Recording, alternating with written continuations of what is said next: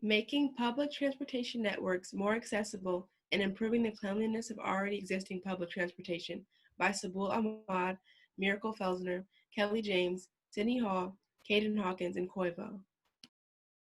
Making transportation more accessible. Did you know 3.6 million people in the United States do not obtain medical care due to transportation issues?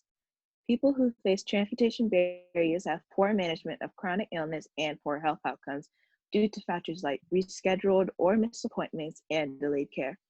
This predicament is alarming because access to healthcare is a civil right.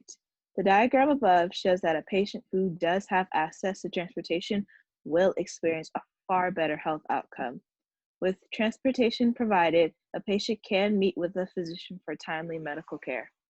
On average, people in major US cities wait about 40 minutes per day for public transit. The main issue people have with public transportation is a lack of information, not knowing when or if the bus is going to arrive. Real-time location and estimated arrival of people's buses would significantly increase the number of people willing to use public transit. Additionally, people can reduce their chances of being in an accident by more than 90% simply by taking public transit instead of commuting by car. Public transportation also reduces overall vehicle emissions by decreasing the need for many separate trips by private vehicles. The solution to this problem could be implementing more affordable and appropriate transportation options, such as walkable communities, bike lanes, bike share programs, and expansion of the railroad system, especially in rural areas. Some examples of current bike share apps that can be improved are Jump, Mobike, Ofo, Cabi, Limebike, and Spin. Some hospitals have also tried to address the issue of patients not having reliable access to transportation. For example, Calvert Health Medical Center has a mobile health center, and Denver Health Medical Center is partnering with Lyft. When the only available option is public transportation, passengers must take precautions when traveling. Wearing masks is very crucial to reduce the likelihood of becoming infected, in addition to preventing the spread if already infected. Other solutions include Other solutions include an established protocol to use disinfectant, decontamination technologies, and leaving doors and windows open. Staying 6 feet apart is also a protocol which allows public transportation riders to feel safer.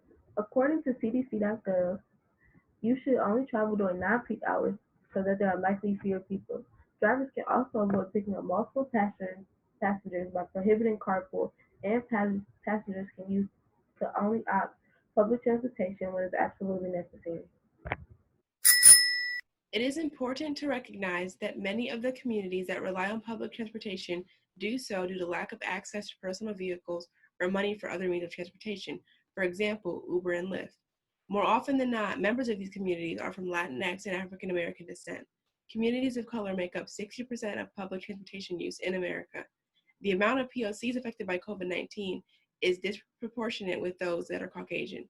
This is an underlying health equity issue that minorities face due to lack of resources and other issues of systematic racism. It's also important to recognize that those who are more likely to be affected are the ones who need the extra attention.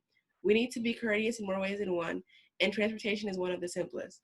If more funding and resources go towards ensuring that those who rely on public transport in their everyday lives, it's more likely that there will be less COVID cases right now. As aforementioned, those who rely on public transportation are more likely to have underlying health conditions, making them more prone to catching the virus. All forms of public and shared transportation, buses, trains, limousines, rental cars, campers, trucks, are high-risk areas for the spread of infectious diseases, including COVID-19. High-contact areas like handrails, seatbelts, seatbacks, windows, and controls are prime surfaces for germs and harmful contaminants left behind by passengers. There are many objectives which can prevent the spread of infectious disease.